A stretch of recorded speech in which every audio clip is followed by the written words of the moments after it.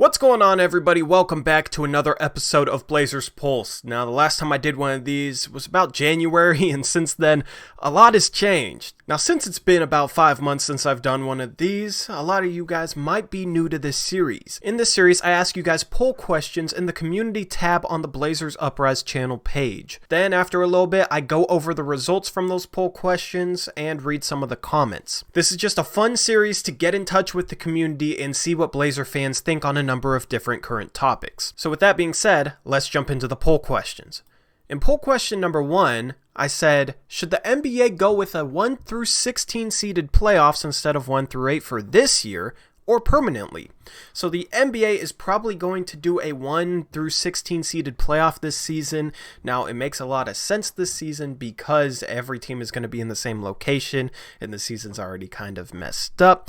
But I wanted to know if you guys thought they should keep it at 1 to 8 this year, or if they should change it to 1 through 16 permanently, or if they should just do 1 to 16 this year and then go back to 1 to 8. Now, before I reveal the results to this poll question, my answer will be highlighted in blue, and I'll also give you Eric Brandt's answer. And here are the poll results to this question. 54% of you agree with me, thinking that the NBA should go with a 1 through 16 seeded format this season, and then go back to what they've normally done, which is a 1 through 8 seeded playoffs. Now, out of the 114 votes, almost half of you were split on either keeping it 1 through 8 or changing it to 1 through 16 permanently, but I think doing it 1 through 16 this year and then going back to 1 through 8 makes the most sense because all the teams are in the same place. It's already going to be a weird format anyways, so why not just see what it looks like this year with doing the playoffs 1 through 16? The problem is, in a normal year, you don't want the Portland Trailblazers facing the Miami Heat in the first round and then the Boston Celtics in the second round, and then if they somehow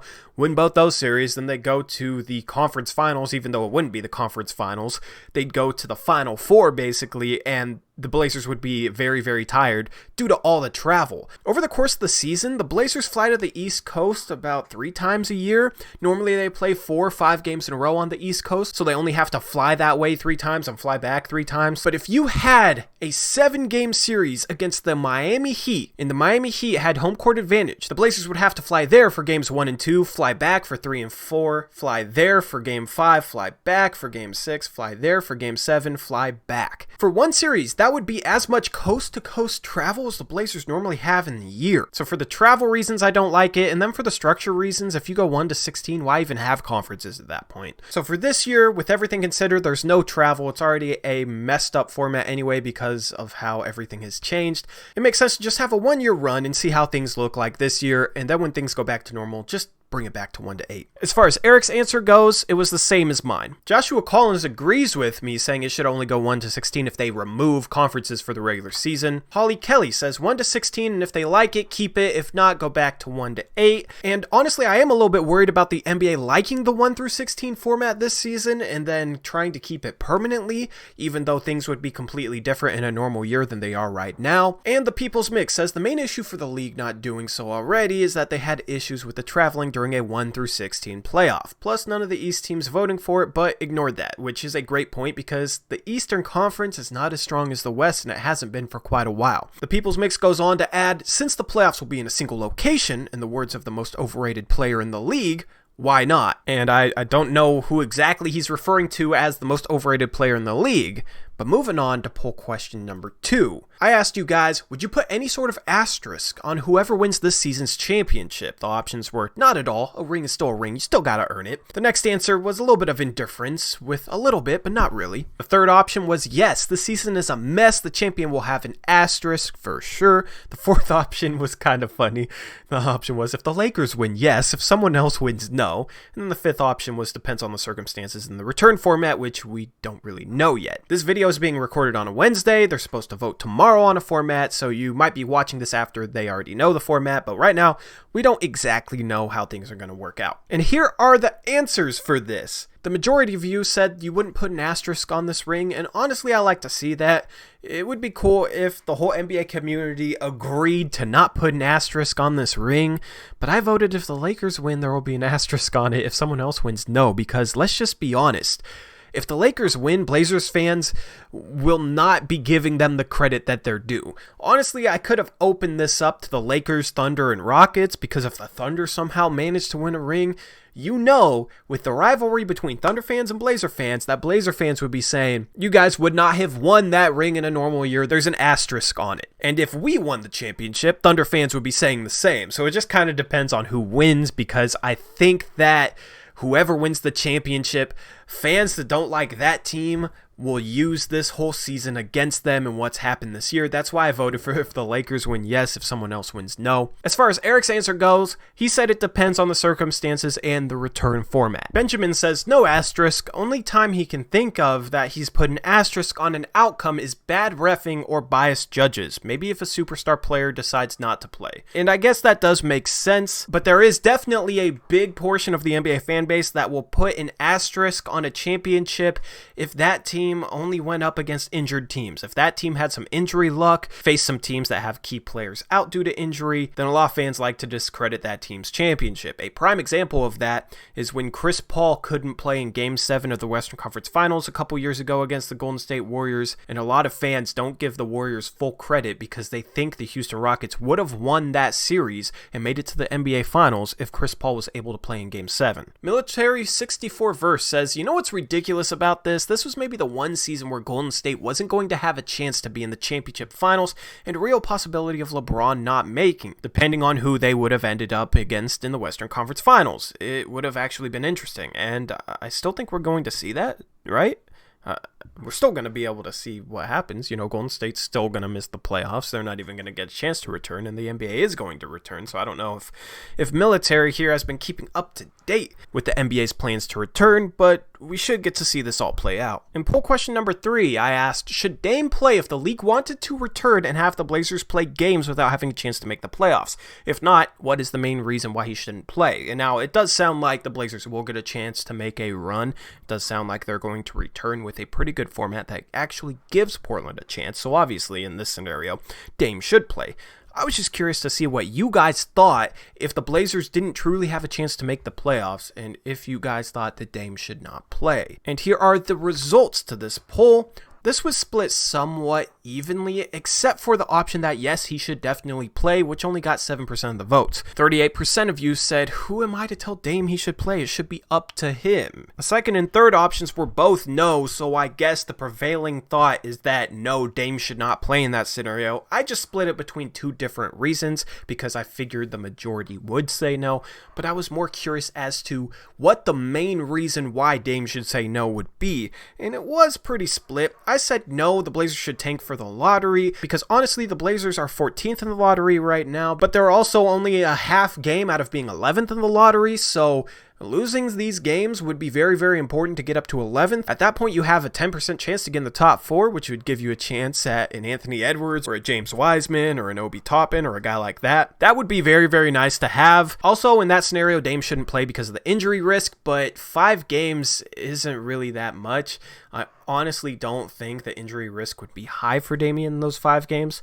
You know, knock on wood and everything, but the injury risk wasn't really high, especially with a guy like Dame who has been healthy throughout his career. Also, knock on wood on that, because I'm not liable for anything that happens in the future just because I said that, alright? If something happens, that sucks, but you can't say I jinxed it. I just knocked on wood. As far as Eric's answer, he agrees with me on this one. No, we need a tank for the lottery. And I'm not surprised he agrees with me. Me and him are draft nuts, so it would be fun to have a high pick in this year's draft. Here are some of your comments to poll question number 3. Trevin says it should be up to Dame, but he shouldn't because the injury risk wouldn't be worth it, as well as the improved lottery chances being more worth it. And honestly, you could answer a number of different things for this poll question. I just wanted you guys to pick which one you thought was the prevailing option there. I like to structure the questions to make you guys think and make you guys weigh different opinions. Alfredo Camino for 3 says injury wouldn't be worth it. The season has been full of them, including Dame, and I do agree with that, man. The season has been very, very rough, and if Dame came back and played meaningless games and got hurt, that would be a travesty for this franchise. Luckily, we'd have 4 or 5 months off after that, so hopefully it wouldn't be something that would affect next season. That's why the injury risk I wasn't really too worried about, but I definitely understand understand Blazer fans being fearful. Destrom says it's up to him. He's got a kid and shouldn't risk an injury for no reason. Dame is very athletic and has a higher injury risk than, say, someone like JaVale or CJ. I don't know why he threw JaVale in there, but honestly, CJ has had worse injury issues in the NBA than Damian Lillard. I think just because somebody is athletic doesn't mean that they're at a higher risk for injury, because a lot of it is just knowing how to fall,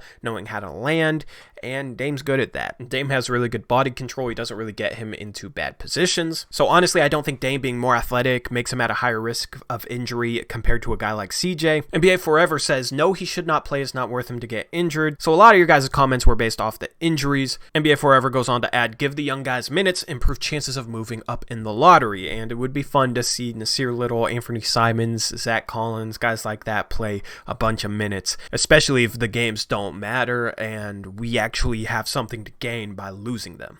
Poll question number 4, I asked you guys, assuming the Blazers return fully healthy except for Hood and have a chance to make the playoffs, what are the chances they win a championship? There were 5 options, 0 to 2%, 3 to 5%, 6 to 8, 9 to 12, and 13% or higher. Now, before I reveal my answer, let's just say me and Eric have the same answer on this one, and you know we try not to be biased, we just call it how it is. Here are the results to this poll. It's a pretty even split. I said 0 to 2%. That's just being realistic, and honestly, in our position where we're not even in the playoffs right now, to have a 2% chance at a championship, that would be very, very good. We still have to make the playoffs. We don't know how the format's going to be. And then we have to win 4 series against some good NBA teams. Yes, we would have Collins and Nurkic returning, but I don't think you go from a team that's 29 and 37 to having a higher than a 2% chance at winning a championship just by adding Yusuf Nurkic and Zach Collins. I know they're important, but it's not like these guys are superstars or anything. So that's why I said 0 to 2%. The majority of you said 13% plus, and I get being optimistic and confident in the team.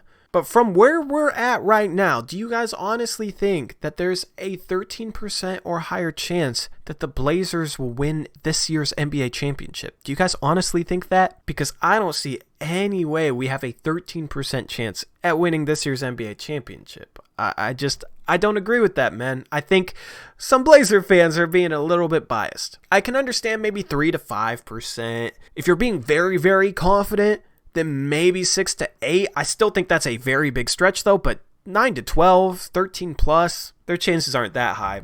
I'm very interested to read these comments on this though and see what some people said. Destrom says if they knock off the Lakers 45%, so if they knock off the Lakers and then they have, the Utah Jazz and the Los Angeles Clippers, then the Milwaukee Bucks, you think their chances would be 45%? They would have to have like a 75% chance of beating the Jazz, a 75% chance of beating the Clippers, and a 75% chance of beating the Bucks in order to have a 45% chance of winning it all. Even if their chances of winning each individual series are that high, then their odds of winning the championship still might not be as high as 45%. I haven't done the math, but they would have to be heavily favored in all those series to have a 45% chance of winning the championship if they knocked off the Lakers. Now, I don't know why this comment is not full screen, but whatever. Ballistic Guy says, I'd say they have a sizable chance to win. They have good matchups against teams like the Lakers, as we have 2 very capable rim-defending big men, assuming we have both Nurkic and Whiteside. And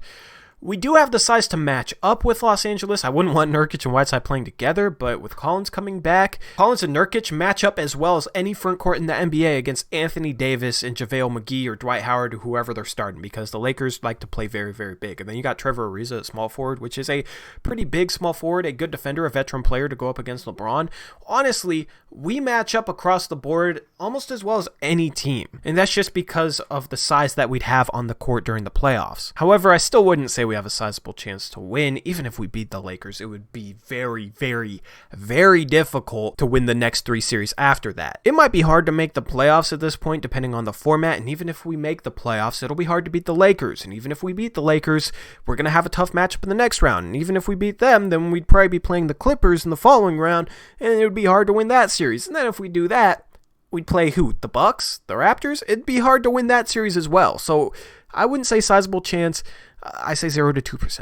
And poll question number 5, I said, when should the league start the season from now on? And now this question is based off the thought that the 2020 and 2021 season will start on Christmas. Of course, they're pushing back that start date because the fishing date of this current season is projected to be in early October. So obviously you need a little bit of time off. You can't just end the finals and then go straight into the next season. So the 2020 to 2021 season is projected to start on Christmas, maybe even early January. But I wanted you guys to know if that change should be permanent, if they should go back to starting in October and ending in June like they have been, maybe start a little bit later in November and end in July, or if it matters to you guys, because I'm not sure this matters to a lot of people. So here are the poll results to this question.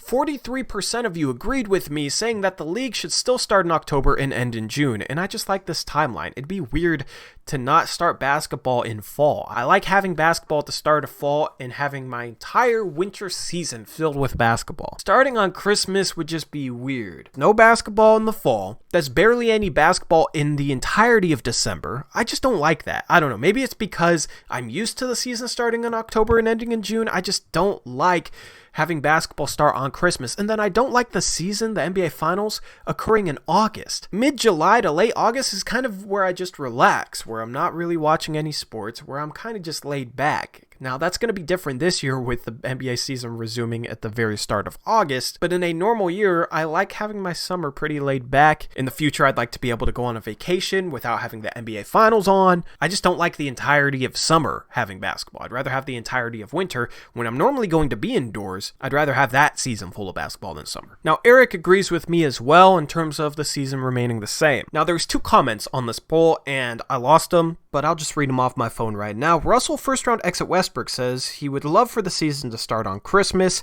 He thinks it'd feel like an even bigger celebration than it already is when the season comes back. And I get that for one day. Having an opening day on Christmas would be cool. Christmas basketball is special. That would make it a little bit more special. But that's only one day. I don't think you can move the season just to make one day more important, because there's 364, sometimes 365 other days of the year other than Christmas, and you have to make the decision based on the entirety of the year, the entirety of the season, and how things are structured. So yes, having opening day on Christmas would be pretty cool, but outside of that, I'm not a fan of the season starting on Christmas because, as I said, you wouldn't have any basketball in fall. You would have almost the entirety of December without ball, and then you'd have the season ending in summer. And the second comment to this poll is from Destrom. He says basketball was made as a winter sport, and I do agree with that. Wintertime feels like basketball season. Basketball and winter just go together. I mean, that's just what we're used to, but I think it makes the most sense as an indoor sport that you can attend when it's cold out, when you don't want to be outside, and I'm just a fan of having my winters filled with basketball. Anyway, that wraps up this Blazer Pulse episode. Let me know if you guys enjoyed this one. The next Pulse episode I'll probably do right before the season restarts, which should be late July. If you enjoyed this video, leave a thumbs up on it, subscribe if you're new, and I'm out of here. I'll catch you guys later. As always, peace out. Go Blazers.